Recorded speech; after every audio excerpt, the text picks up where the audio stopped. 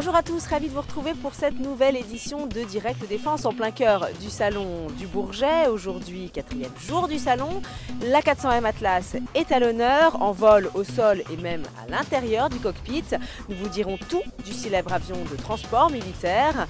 Et puis nous ferons la connaissance d'un pilote de Fokker 100, cet avion banc d'essai nouvelle génération. Enfin, comme tous les jours, focus sur une PME innovante. Aujourd'hui, coup de projecteur sur la société Rescol. Mais on démarre tout de suite avec une tablette tactile interactive, pas comme les autres. Cette tablette, c'est 3D C2. Alors, elle n'est pas encore sur le marché, mais elle s'annonce révolutionnaire. Outre le fait qu'elle permet de voir en 3D, elle va surtout faciliter la prise de décision pendant les opérations. Les explications en images. Réseau routier, géologie, positions ennemies, matériel, une carte peut comporter des centaines d'informations de nature différente. Pour faciliter le travail de planification des opérations, Télécom Bretagne, Div Development et Ice Triple Shot ont mis au point en terre bretonne cette tablette tactile géante. Objectif, superposer sur un même affichage des espaces privés et un espace collaboratif. Sans cet outil-là, actuellement, les opérateurs sont obligés de communiquer oralement, de s'échanger des cartes, d'aller voir sur la console de son voisin. Avec ça, ils peuvent travailler d'une manière collaborative sur une seule surface qui est la table là. 3DC2 permet également de se projeter en 3D, utile dans le domaine militaire pour tirer parti du relief par exemple et améliorer la planification de la mission. Dans le domaine civil, puisque le projet est dual, il s'agit de mettre à disposition un outil de tutorat, par exemple dans le milieu médical. Le professeur, lui, voit l'épaule complètement dénudée, modélisée en 3D, avec tous les angles, le bon axe de perçage pour mettre la prothèse. L'étudiant, lui, il voit la peau, des muscles, une incision et un petit peu l'os. Et donc l'étudiant doit travailler son geste pour savoir exactement où insérer la prothèse, avec la supervision du professeur qui, lui, a la vue de Dieu. Prochaine étape pour 3DC2, l'adapter aux problématiques métiers d'ici 2 ans, avant un possible transfert de technologie à un industriel. C'est l'objectif de ce petit consortium breton. Alors aujourd'hui, nous avons posé nos valises sur le pôle projection du stand du ministère de la Défense. L'occasion de faire un zoom comme promis sur la 400M. Alors à mes côtés se trouve Tanguy de la DGA. Bonjour Tanguy. Bonjour Annie. Et à ma gauche, Christophe. Alors vous êtes pilote du fameux A400M. Je me tourne d'abord vers vous, Tanguy. Est-ce que vous pouvez nous présenter les missions de l'A400M ? Alors l'A400M est donc un appareil de transport à la fois stratégique et tactique. Il est destiné à remplacer les appareils actuellement dans les forces et notamment le Transal pour faire face notamment à l'aérotransport des nouveaux matériels qui existent aujourd'hui dans nos forces et qui sont plus volumineux. Je pense aux hélicoptères type NH90 ou Caracal ou les systèmes de défense solaire 60T et plus lourds. Je pense notamment au VBCI qui pèse jusqu'à 30 tonnes et qui ne peut pas être transporté dans les appareils tactiques que nous avons aujourd'hui. Et d'ailleurs, un VBCI est présenté sur le salon derrière la 400M sur le statique. Donc au-delà du transport pur et simple finalement de charges militaires, les missions de la 400M, c'est également de pouvoir réaliser des opérations d'aérolargage à la fois de matériel jusqu'à 25 tonnes et de personnel jusqu'à 116 parachutistes en environnement hostile. C'est-à-dire que l'appareil est autoprotégé pour parer à la fois aux tireurs d'élite grâce à du blindage et aux missiles courte portée grâce à un système de détection de départ missile et à des tirs de leurre. Il est capable également de faire des opérations de ravitaillement en vol et des opérations MEDEVAC et de se poser sur des terrains sommaires en environnement hostile. Est-ce que vous pouvez nous dire très vite quels sont ses atouts ? Alors très rapidement, les atouts, c'est justement la possibilité de pouvoir faire du transport stratégique, c'est-à-dire charge volumineuse lourde très loin. Et également, une fois que l'appareil est sur théâtre d'opération, être capable de réaliser des missions tactiques en environnement hostile sur terrain sommaire. Et donc assurer la composante technique dont l'armée de l'air a cruellement besoin. Très bien, merci Tanguy. Alors, je me tourne à présent vers Christophe. Alors Christophe, donc pilote de l'A400M. Alors on l'a vu effectivement pendant toute cette édition, l'A400M est en vol, on le voit beaucoup ces jours-ci, mais il est aussi sur le terrain. Est-ce qu'on a un petit retour d'expérience et dans quelle zone d'ailleurs vole-t-il ? Effectivement, ça fait maintenant 1 an et demi qu'on utilise cet avion. Pour l'Afrique, pour l'opération Barkhane, donc sur la BSS, mais également pour l'opération Chamal, donc proche Moyen-Orient, et sur aux différentes forces prépositionnées, donc Djibouti et aux EAU. En plus de cela, il a réalisé un tour de monde il n'y a pas longtemps, en 75 heures de vol sans encombre. Et nous l'utilisons également sur le continent nord-américain pour certaines missions ponctuelles. Alors vous, Christophe, vous pilotez cet avion. Qu'est-ce que ça fait quand on pilote ce type d'appareil? Qu'est-ce qu'on ressent? Alors déjà, c'était une joie d'être dans les tout premiers pilotes sélectionnés. C'est passer de 50 ans de technologie, passer d'un Transal qui a été conçu dans les années 50 et qui a volé dans les années 60 à un avion qui a été conçu dans les années 2000 et qui a volé début 2010. Donc oui, un saut technologique. Le champ des possibles est ouvert avec cet avion et on est vraiment très content de pouvoir voler sur cet avion et de se dire pour les prochaines générations, cet avion va répondre complètement aux besoins de nos armées dans le futur. L'aventure ne fait que commencer. Merci beaucoup Christophe, merci beaucoup Tanguy, très bon salon. Nous on va continuer à parler de l'A400M, mais cette fois-ci on va le découvrir de l'intérieur. Chaque jour, vous le savez, dans Direct Défense, on se faufile dans les coulisses du salon. Aujourd'hui c'est Camille qui s'est glissée dans le cockpit de l'A400M pour une petite visite guidée au sol du célèbre avion. Reportage. Bonjour Émilie, nous connaissons tous l'A400M. Sa rapidité, sa modernité, et nous avons tous vu des images de ce géant en vol. Mais aujourd'hui, je vous propose de changer d'angle. Nous allons visiter l'A400M de l'intérieur. C'est parti, suivez-moi. Mon adjudant-chef, bonjour. Bonjour Camille, comment allez-vous? Très bien, merci, et merci de nous accueillir à bord de l'A400M aujourd'hui. Ouais, c'est un grand plaisir, au salon en plus, du Bourget. Merci bien d'être venu. Bon, est-ce que vous allez pouvoir nous présenter l'A400M? Oui, sans problème. Je vais vous montrer l'intérieur de la soute et toutes ses possibilités. Eh bien Camille, avec cet avion, déjà d'une façon générale, le plus simple, c'est qu'on y rentre souvent des palettes. Alors, les palettes militaires sont des grandes plateformes en aluminium. Alors mon adjudant-chef, quel type de matériel on peut embarquer? On peut embarquer à peu près tout type de matériel, qu'il soit roulant avec des pneus gonflés ou des pneus pleins, chenillés également. Mais est-ce qu'il y a de la place pour s'asseoir après? Ah oui, il restera un petit peu de place. Je vais vous montrer, vous allez vous asseoir sur les sièges. Je vous ai trouvé une place, Camille.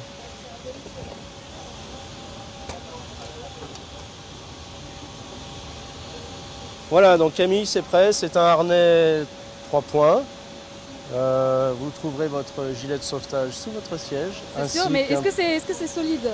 Oui, vous pouvez y aller, oui. Ouais. Bon, je vais voir ça. Alors. Là, on est bien installé, j'avoue. Voilà. Hop. Bon, je vais quand même pas mettre ma ceinture parce que je pense pas qu'on va décoller tout de suite. Alors, est-ce que vous pouvez nous expliquer où on est maintenant? Eh bien là, nous sommes à la Loadmaster Workstation. En fait, c'est le poste de commande du Loadmaster. C'est avec cet ordinateur, en fin de compte, que je vais pouvoir commander tout ce qu'il y a dans la soute. Merci pour cette visite. Mais est-ce que maintenant je peux aller visiter le cockpit? Bon, je vous en prie Camille, il n'y a pas de problème. Romain vous attend là-haut. Vous pouvez monter l'escalier qui est juste derrière vous et puis il vous montrera tout ça. Merci beaucoup. C'est parti, direction le cockpit. Alors lieutenant, est-ce que vous pouvez nous expliquer les nouveautés de l'A400M? Tout a été fait pour faciliter le pilote. Alors les nouveautés, notamment, ce sont les commandes de vol électriques. Donc on a un joystick à gauche, à droite. Là on a les gaz. On a la manette des gaz, exactement. Donc on a 11 000 chevaux par moteur, ce qui veut dire que sur un moteur, on a toute la puissance d'un Transal. Ce qui nous permet de voler à la même altitude qu'un avion de ligne et presque aussi rapidement. Ici, on a ce qu'on appelle la visu tête haute. Donc c'est un peu comme sur les voitures récentes, c'est-à-dire qu'on va avoir des informations de vitesse et d'altitude aussi de l'avion directement projetées sur le paysage, quoi. Ça nous évite d'avoir la tête en cabine et de ne pas regarder dehors. Merci lieutenant pour cette présentation. Mais avec plaisir. Et je vous dis bonne mission. Merci beaucoup.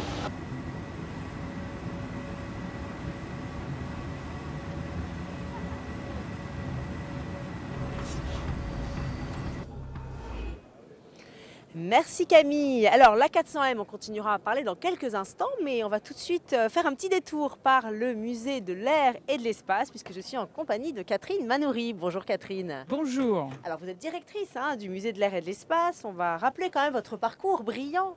Vous avez été pilote à 17 ans, 2 fois championne du monde de voltige et aujourd'hui donc directrice du musée, mais vous n'avez pas abandonné votre passion première, puisqu'on vous retrouve sur ce salon au Bourget aux commandes d'un avion de voltige Extra 300.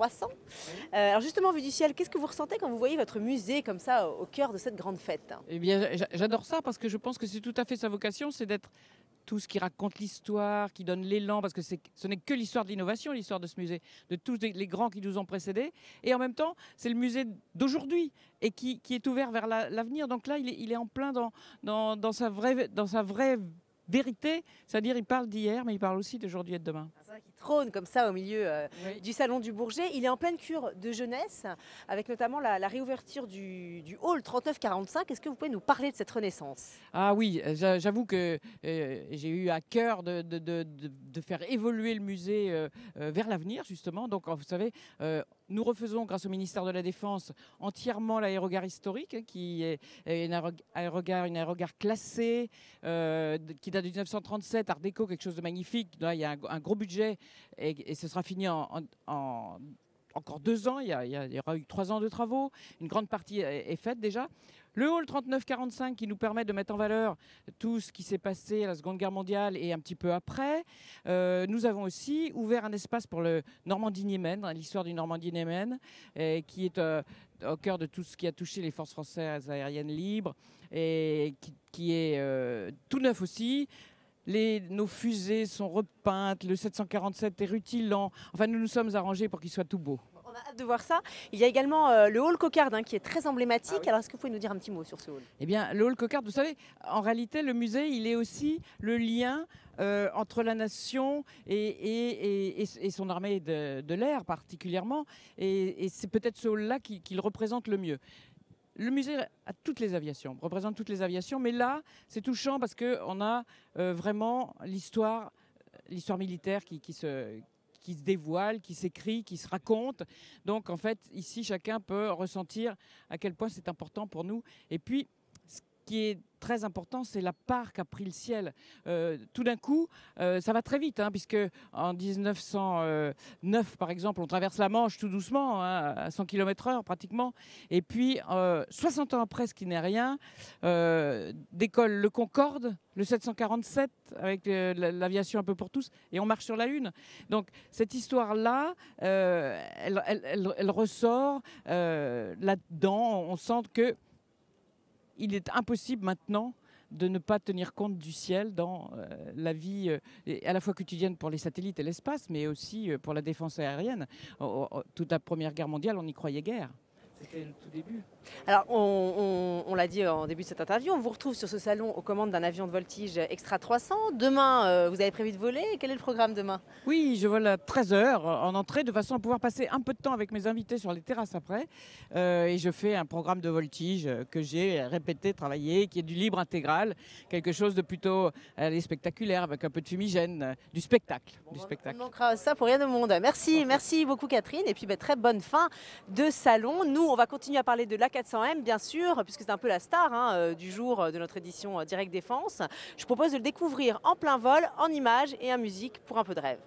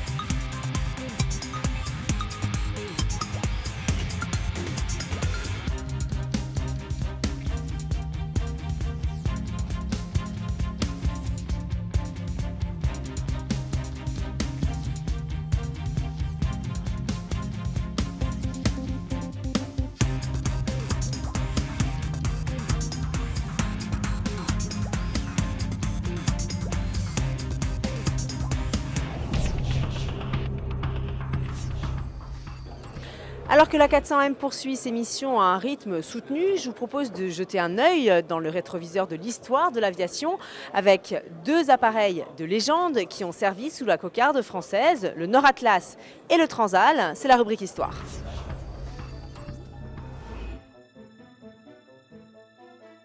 Baptisée Ville d'Orléans pour incarner une filiation vieille de 70 ans, l'A400M Atlas rappelle par son nom le Nord Atlas.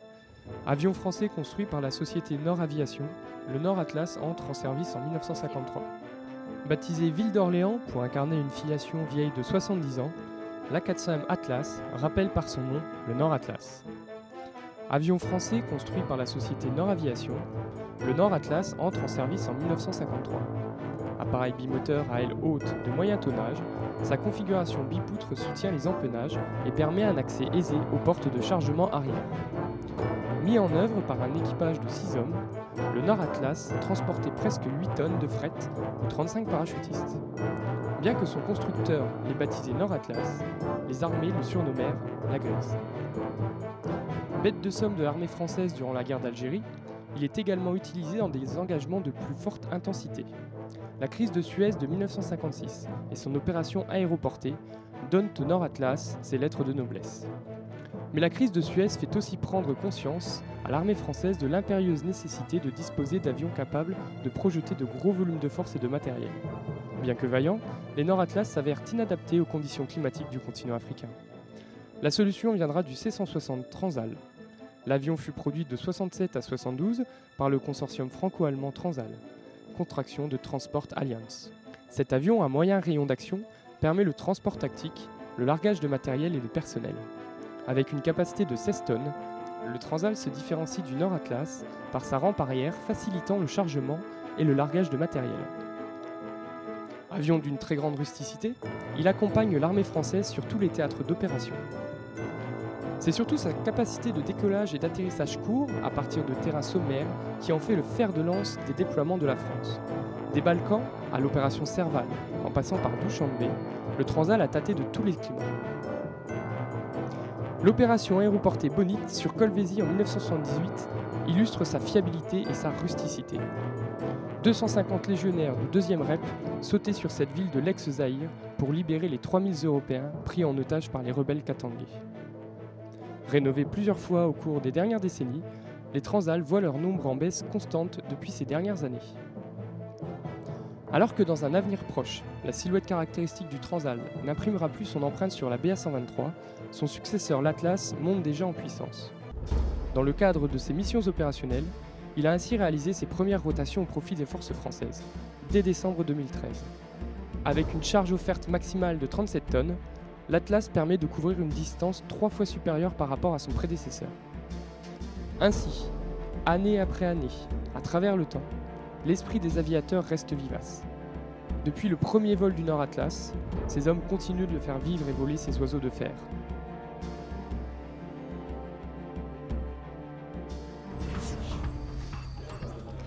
Retour dans le présent sur le stand du ministère de la Défense pour vous parler de la société Rescoll. Rescoll qui est spécialisée dans la peinture dégivrante. Alors en 2001, elle était rattachée à l'université de Bordeaux. Aujourd'hui, c'est une PME innovante qui reçoit le soutien de la DGA. Regardez. En 15 ans, Rescoll a bien grandi. Passée de 5 à 150 salariés, elle a gardé dans son ADN l'amour des défis et de l'innovation. Rescoll est une société de recherche aujourd'hui. Donc nous avons une activité majoritaire dans la recherche de nouveaux matériaux et une activité dans le testing de ces matériaux, analyse, test et caractérisation. Qu'est-ce qu'on nous demande très souvent comme fonctionnalité?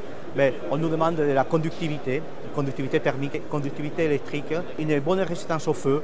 Donc on nous demande aussi des propriétés mécaniques à des températures très hautes ou très basses. Son dernier projet, DEMEA, un programme pour développer des matériaux dégivrants à l'image de cette peinture d'un nouveau genre. Cette peinture va pouvoir être induite donc, sur les endroits qui nous intéressent, donc les pales de pré-rotation par exemple, ou les grilles d'entrée d'air. Après, il va falloir qu'on installe le système micro-ondes et les antennes aux endroits qui vont bien, donc, pour pouvoir être efficace. On va utiliser l'énergie des micro-ondes donc, pour pouvoir chauffer un matériau, et ce matériau donc, va émettre donc, des calories, et donc ces calories vont faire que la glace fonde. Le travail de recherche autour de DEMEA répond à un besoin industriel identifié par la DGA. Dans un projet rapide, il y a toujours un cahier des charges d'un industriel. Ce n'est pas de la recherche pour la recherche, c'est de la recherche pour trouver une solution à un problème. On a une technologie à un TRL relativement élevé et donc on a un client donc à la fin. C'est le rêve. Alors je me trouve maintenant devant un avion banc d'essai nouvelle génération de la DGA, un Fokker 100. Alors on va rappeler qu'un avion banc d'essai, c'est tout simplement un avion qui teste les matériels, des matériels qui équiperont bien sûr les armées. Et je me trouve à côté d'Hervé. Bonjour Hervé. Bonjour. Alors vous êtes pilote d'essai sur ce Fokker 100. Est-ce que déjà vous pouvez nous présenter ce Fokker 100 ? D'accord, ce Fokker 100 en fait que vous voyez derrière nous, c'est un ancien avion de ligne qui a été transformé en laboratoire volant et qui est chargé de faire le développement en fait, de tous les matériels, que ce soit capteurs ou bien missiles ou bien capteurs optroniques comme on peut voir derrière, pour l'aviation militaire et aussi l'aviation civile. Donc à la base, on est parti d'un avion de ligne et puis on l'a transformé à l'intérieur. Donc il a subi des transformations un peu techniques, comme on peut voir notamment avec son nez qui a été modifié et puis c'est les emports sous voilure et sous fuselage. Donc tout l'aménagement intérieur a été modifié pour pouvoir installer 4 postes pour les ingénieurs navigants d'essai ou les expérimentateurs qui voleront à bord, et puis permettre d'installer tous les systèmes d'enregistrement pour justement suivre le développement des capteurs. Alors on va préciser que ce Fokker 100 n'est pas encore livré, il est en période d'essai. Qu'est-ce qu'il a de plus cet appareil que les autres ? Par rapport à ce qu'on a connu avant, on avait tendance à avoir des avions qui étaient dédiés à un seul capteur. Cet avion est beaucoup plus polyvalent. C'est-à-dire qu'avant, on prenait un Falcon 20 par exemple, et puis on le dédiait au développement d'un capteur comme un radar, et on en prenait un autre pour développer un autre type d'équipement.